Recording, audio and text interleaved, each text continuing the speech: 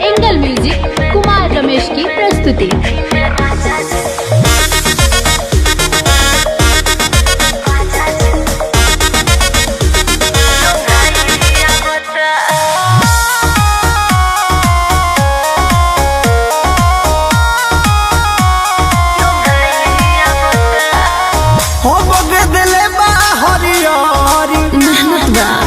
मन कर बोकाल खचौरी सच मन कर बोकाल खचौरी हो बगदले हरियारी तो का कहा चाहत मन कर बोकाल खचौरी चरबा देखी के धनी हो जा भाई आवता देवी में जी भी न लगाई। काहे रे ऐसे काहे बोलता रे देवी में जी भी न लगाई। राजा जी ओ घरिया बता लगा ले देवी में जी भी न लगाई। राजा जी ओ घरिया बता होती ना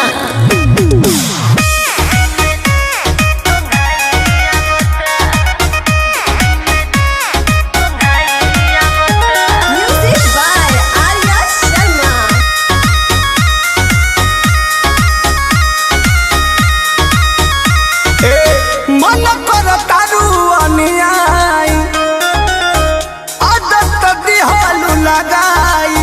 अरे तो छूट जाए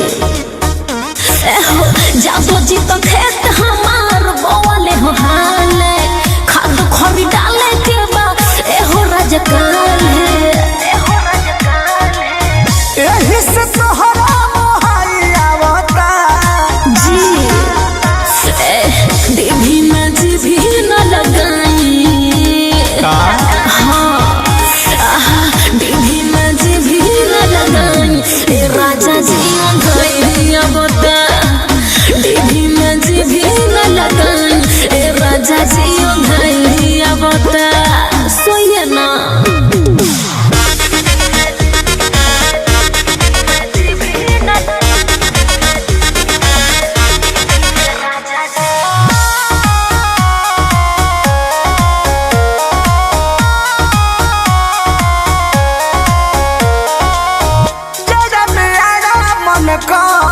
सचो का छुट्टी लेके आई बनी घर तो हम का करे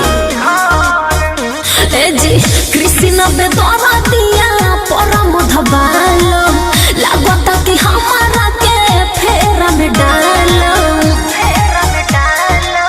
धीरे धीरे मन अगुवाई आवता तो पानी मारिए देवी में जी भी न लगाई। अरे जाए दो आय हाय देवी में जी भी न लगाई। राजा जी ओ घरिया बता देवी में जी भी न लगाई। राजा जी ओ घरिया बता हो बगदले हरियारी तो का कहा चाहत मन कर बोकाल खचौरी चरबा देखी के धनी हो जा भाई आवता देवी में जी भी न लगाई। काहे रे ऐसे काहे बोलता रे देवी में जी भी न लगाई। राजा जी ओ घरिया बता लगा ले देवी में जी भी न लगाई। राजा जी ओ घरिया बता होती ना।